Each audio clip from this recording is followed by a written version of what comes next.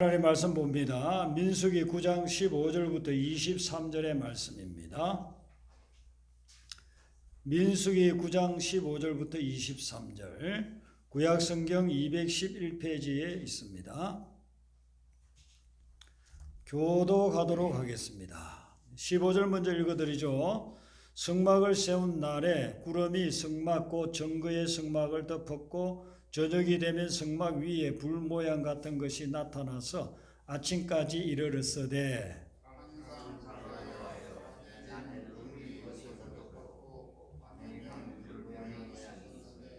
구름이 성막에서 떠오르는 때에는 이스라엘 자손이 곧 행진하였고 구름이 머무는 곳에 이스라엘 자손이 진을 쳤으니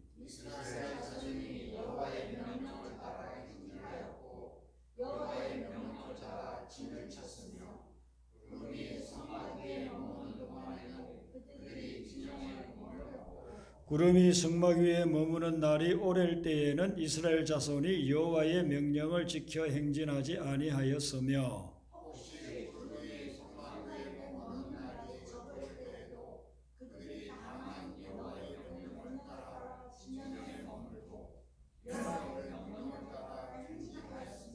혹시 구름이 저녁부터 아침까지 있다가 아침에 그 구름이 떠오를 때에는 그들이 행진하였고 구름이 밤낮 있다가 떠오르면 곧 행진하였으며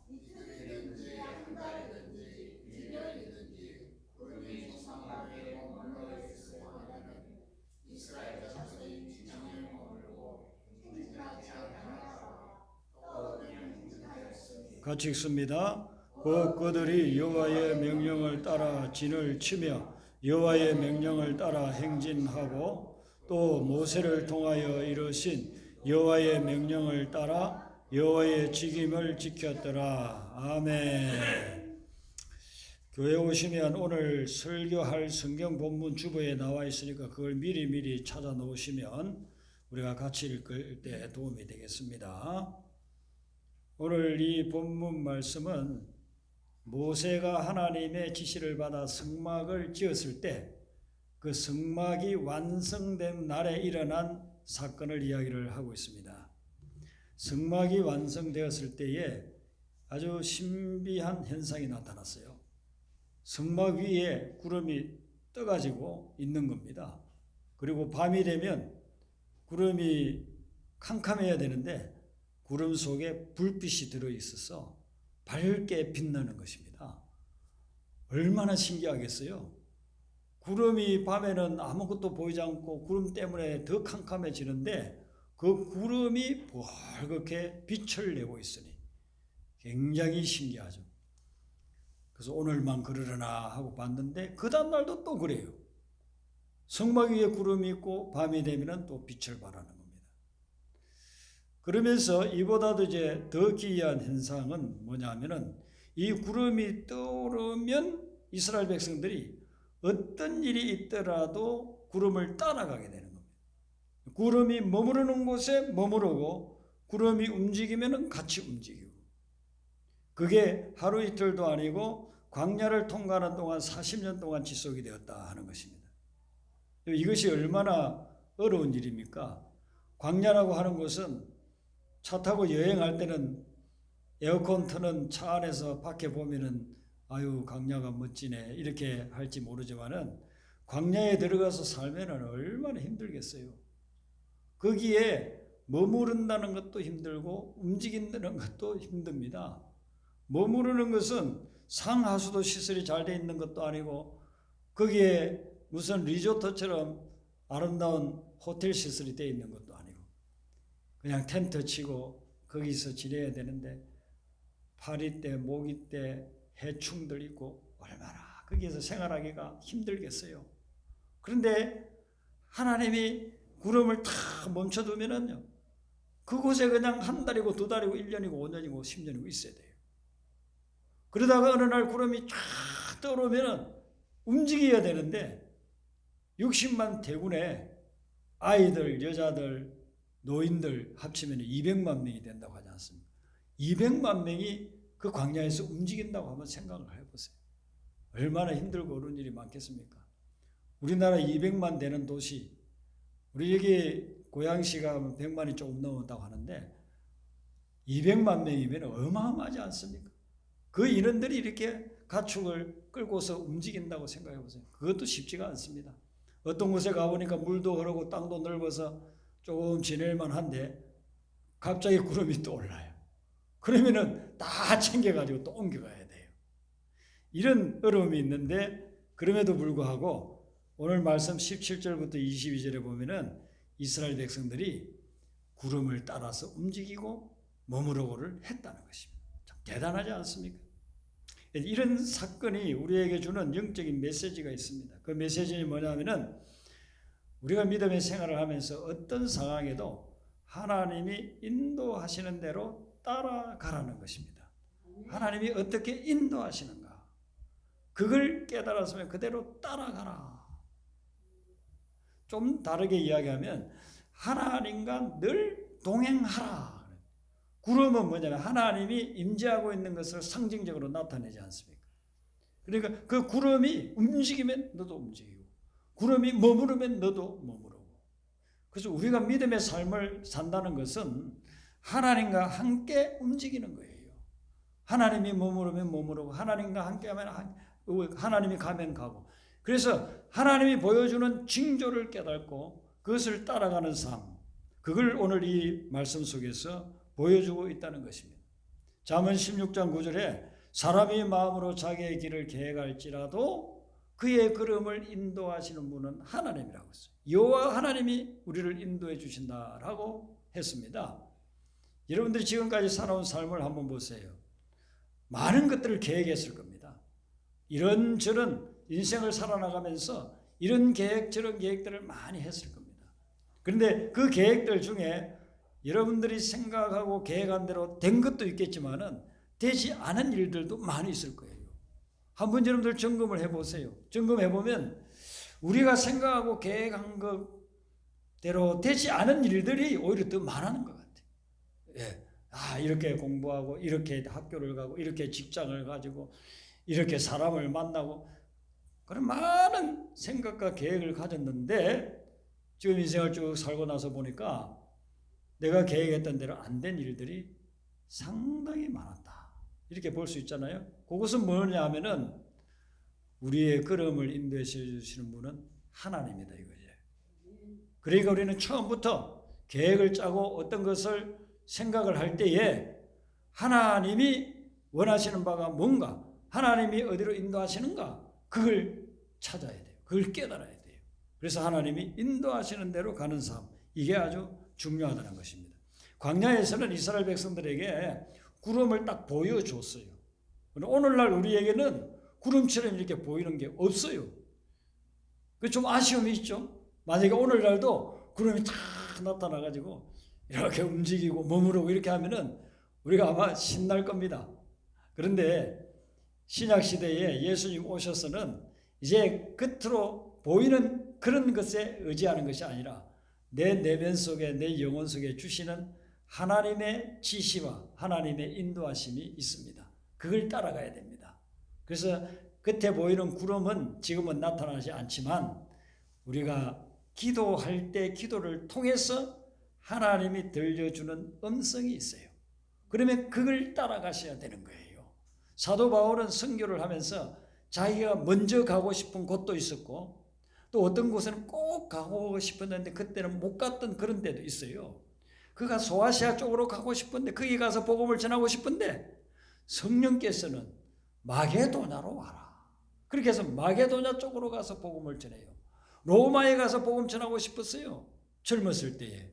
그런데 그때는 못 갔어요. 나중에는 재수가 되어가지고 인생 마지막 항원기에 로마에 가서 복음을 전하지 않습니까? 그러니까 사도 바울의 사역은 보면 성령의 구름이 움직이는 대로 따라가는 삶이에요. 하나님께 기도하고 기도했을 때 하나님이 인도해 주는 그곳으로 나아가게 된다는 것입니다.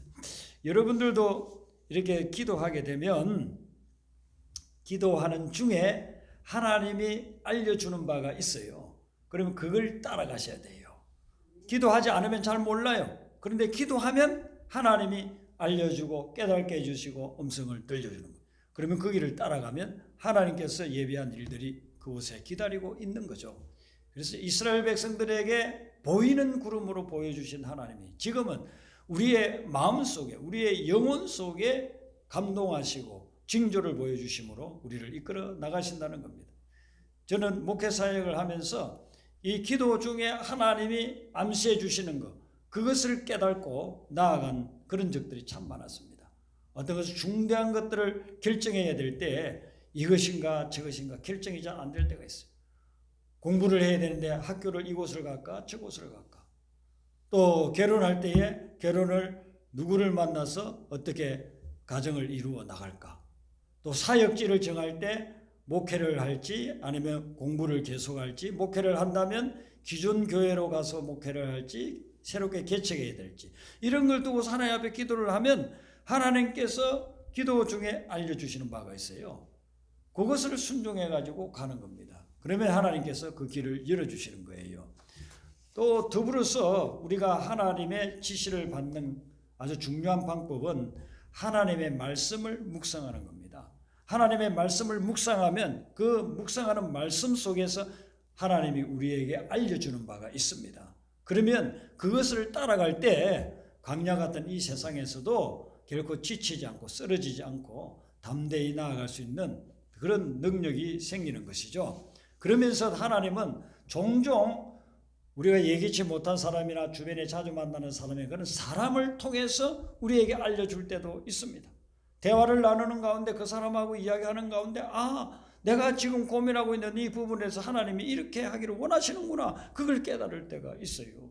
그래서 거룩한 사람들, 성숙한 그리스도인들과 만나서 대화를 나누면 그 말씀 속에서, 서로 나누는 대화의 말씀 속에서 하나님의 인도하시는 것을 깨달을 수가 있는 거예요.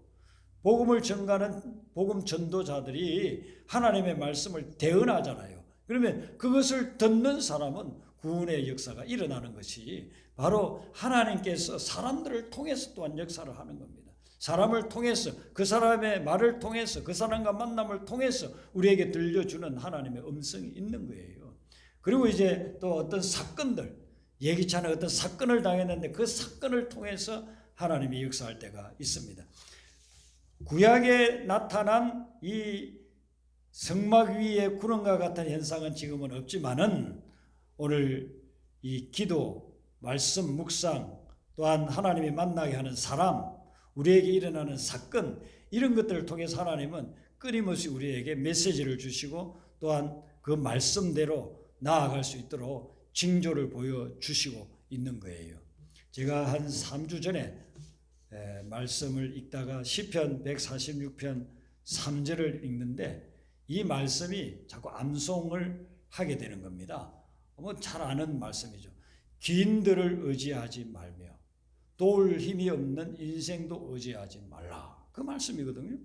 그전에는 이제 시편을 늘 제가 읽으니까, 매일같이 읽으니까 그 읽으면서 그냥 지나쳤어요. 이런 말씀이구나. 그런데 이걸 암송을 해요. 암송을 하라는 마음이 계속 감동이 와서 암송을 하고 암송을 했습니다. 그런데 불과 한 1, 2주도 지나지 않아서 정말 사람을 의지하면 안 된다는 일이 일어났어요. 그 사람이 이런 말도 하고 저런 약속도 하고 그렇게 했는데 그걸 정말 의지했더라고 한다면은 크게 실족할 만한 일이 생긴 거예요. 그래서 말씀 속에서 제가 미리 하나님의 음성을 들었기 때문에 전혀 요동치 않고 그걸 극복해 나갈 수가 있었어요. 그리고 나서 또 한 2주 지나고 난 후에는 시편 46편 1절 말씀을 또 제가 말씀 묵상하는 중에 받게 됐습니다. 그 말씀은 어떤 거냐면, 여러분도 한번 시편 46편 1절을 한번 찾아보시기를 바랍니다. 지금 제가 하나님의 말씀 묵상하다가 은혜 받은 거, 여러분들도 자꾸 암송하면서 묵상하면 여러분들도 은혜 받을 겁니다. 46편 1절 시편은 신구약 딱 반으로 적은 표면은 나오죠. 시편 46편 1절 말씀. 자, 찾았으면 같이 읽습니다. 시작. 하나님은 우리에게 피하나 주시옵시며 시민이 건강한 아멘. 하나님은 우리의 피난처시요 힘이시니 여러분이 환난 당할 때 환난 중에 그때 이분이 우리에게 큰 도움이 된다라는 말씀이에요. 그러니까 사람을 의지하면 크게 실족당할 뻔했는데 하나님이 피난처시고 힘이시기 때문에 환난 중에 만날 큰 도움은 하나님이시다. 그래서 하나님을 의지하고 하나님을 묵상하니까 그 환난 쉽게 넘어가는 거예요. 그거 얼마든지 극복할 수 있는 것이 되는 것입니다. 그러니까 말씀 속에 하나님이 우리에게 주실 메시지를 딱 준비시켜 놨어요. 말씀을 들어가서 그곳에 묵상하면 여러분들이 지금 현재 일어나고 있는 어떤 일이나 어려움이나 난간이나 이런 것들 극복할 수 있는 길을 말씀이 제시해 놨습니다. 그러니까 말씀 묵상을 여러분들이 제대로 정말 매일 하게 되면은 얼마나 이 말씀 묵상에 은혜가 되는지 몰라요. 정말 꿀보다도 더 달다는 말씀이 느껴지는 겁니다. 아주 체험되는 거예요. 하나님은 오늘 66권의 성경 말씀을 통해서 지금 이 자리에서도 여러분의 삶의 터전 곳곳에서 마치 구름이 떠오르고 움직이고 머무르고 하는 것처럼 우리에게 알려주시는 거예요. 말씀 속에 들어가면 그 해답이 기다리고 있는 겁니다. 사람을 만날 때나 사건이 일어날 때도 어떤 사건 하나도 그냥 소홀히 지나치지 마세요. 그 작은 사건을 통해서 하나님이 큰 것을 깨우쳐 주려고 할 때가 있습니다. 우리 믿음의 사람들은 주변에 일어나는 일들, 이런 일들이 아주 작은 사건이지만은 이거 뭐 별거 아니지 하고서 그냥 소홀히 여기면 안 돼. 그 사건, 작은 사건을 통해서 하나님이 여러분들에게 주는 메시지가 있어요. 그걸 깨달으면은요, 큰 사건을 우리가 미연에 방지할 수가 있는 거예요. 작은 사건에서 신호를 줄 때 그것을 깨달으면 아주 큰 것을 미리미리 대비하고 극복해 나갈 수 있는 그런 길로 인도하신다는 겁니다. 요셉이라는 이름을 가진 사람들이 성경에 많이 나오잖아요. 구약에는 대표적으로 야곱의 11째 아들, 시장에는 대표적으로 마리아의 남편 이렇게 나오잖아요. 이집트의 바로가 꿈을 꾸었는데 이게 뭔가 의미가 있는 것 같던데 자기는 해석이 안 돼요. 고민에 고민을 더했습니다. 살찐 소가 나일강에서 다 풀을 뜯고 있는데 바싹 마른 소 7마리가 와가지고 앞에 있는 소 7마리 다 잡아먹어버리네. 또 두 번째 꿈을 꾸었는데 이렇게 곡식이 이삭이 너무 탐스럽게 잘 익어서 있는데 바싹 말란, 이건 뭐 이삭이라고도 할 수 없는 쭉정이만 남아있는 것 같은 그 7가지가 와가지고 앞에 있는 7가지를 다 또 잡아먹어버리네. 이게 뭔가 고민을 했어요. 그래서 수소문을 해서 요셉이라고 하는 사람이 꿈을 해몽을 잘한다. 요셉을 통해 가지고 꿈 해몽을 듣는 순간 바로 뭐라고 합니까? 바로 결단을 내립니다. 내가 너를 총리로, 우리나라를 치면 국무총리로 임명한다. 이 나라에서 나 외에는 너보다 높은 자가 없다. 네가 그런 흉년이 다가올 것을 다 대비하고 이 민족을 지도해 나가라. 그래서 풍년 7년 동안에요, 온갖 곡물들 다 쌓아놨어요. 국고성을 만들어가지고 어마어마한 식량을 쌓아놨어요. 그리고 흉년이 다가오자 그걸 풀어가지고 자기 나라 백성들도 주변 국가에서 온 사람들도 다 먹여 살리지 않습니까? 하나님이 바로에게 꿈을 꾸게 한 거예요. 그리고 요셉이 해석해 주니까 풍년이 7년 동안 들었으면요, 아마 자기들 1년도 아니고 2년도 아니고 7년을 들면 이제는 영원히 풍년이 들라나 보다 사람들은 다 생각했을 겁니다. 그걸 뭐 어디 쌓아두고 창고에 모아두고 이런 생각 안 했을 겁니다. 왜냐하면 매년마다 풍년이 들는데 그것도 1년, 2년도 아니고 6년, 7년을 풍년을 들면 사람들은 그런 생각할 거예요. 이제는 뭐 계속해서 이 이집트에는 풍년만 들겠구나 생각하다가 흥청망청하다가 만약에 흉년을 당했다면요, 다 굶어 죽었을 겁니다. 옛날에는 아사자들, 굶어 죽는 사람들이 얼마나 많았습니까? 우리나라에도 굶어 죽은 사람들 얼마나 많습니까? 그런데 하나님의 그 사인을 요셉이 딱 깨달았어요. 하나님의 사인을 요셉이 깨달아서 풍년 때 준비했다가 흉년을 대비해서 다 살아날 수 있게끔 그렇게 대처하게 됐다는 것입니다. 하나님이 우리에게, 여러분들에게 어떤 것을 보여주실 때, 감동을 주시고 깨닫게 하실 때 그걸 그냥 흘려보내면 안 돼요. 그 보여주시고 깨달은 바를 여러분들이 아주 생명 걸고 실행하시기를 바랍니다. 그래야 살 길이 열리게 되는 거예요. 신약의 요셉은 자기가 약혼해가지고 이제 같이 살려고 했던 마리아가 결혼도 하기 전에 애를 가졌다는, 얼마나 충격받았습니까? 이스라엘 백성들은 그렇게 하면 그 여자는 돌로 쳐 죽여도 괜찮다고 했어요. 그랬는데 천사가 나타나가지고 요셉아, 마리아 데려오기를 두려워하지 말아라. 하나님의 아들 성령으로 잉태됐다. 알려주니까 사건이 바뀐 건 아니에요. 애가 뭐 없어진 것도 아니에요. 똑같이 애를 가지고 있었지만은 같은 상황이지만 하나님이 알려주니까 그게 극복이 되는 거예요. 그래서 데려와서 결혼할 때까지 같이 지내다가 그리고 결혼식 올리니까 사람들이 볼 때는 모르죠. 요셉의 아기가 태어났구나 이렇게 생각했겠죠. 하나님께서 그렇게 인도를 해줘요. 아기 예수가 태어났을 때 헤롯 왕이 새로운 왕이 태어났다고 하니까 자기 왕위가 위태로워진다 생각해요. 애를 다 죽이게끔 했잖아요. 그때 또 요셉에게 천사가 나타나서 너는 여기 있지 말고 애굽으로 피신해라. 그래서 그 애들을 데리고 수백 킬로 되는 그곳까지 데리고 가서 거기에 안전하게 지내다가 헤롯이 죽었을 때에 또 천사가 알려줍니다. 너는 그 왕이 있는 예루살렘 쪽으로 가지 말고 자 나사렛, 갈릴리 나사렛으로 가라. 그래서 그곳에 가서 안전하게 있다가 성장해서 예수님을 나사렛 예수라 하지 않습니까? 하나님이 이번 한 주간 동안 여러분들이 삶을 살아갈 때에도 기도와 말씀 묵상과 사랑과 사건들을 통해서 어떤 것을 암시해주고 깨우쳐 주실 때 그걸 그대로 따라가고 순종하시기를 바랍니다. 그러면 여러분들의 삶에 하나님이 이끄시고자 하는 그런 놀라운 일들이 일어납니다. 우리는 하나님의 말씀을 잘 깨달지도 못하고 하나님이 무엇을 원하시는지 그걸 깨달지도 못하고 또 간혹 깨달아도 그것을 따르지를 않아요. 그러니까 하나님의 역사가 우리의 삶 속에 일어나지를 않는 것입니다. 하나님의 음성을 듣고 그리고 하나님의 음성을 듣고 깨달았으면 그대로 실행하세요. 그러면 아무리 광야 같은 삶이라도 거기에서 살아남을 수가 있어요.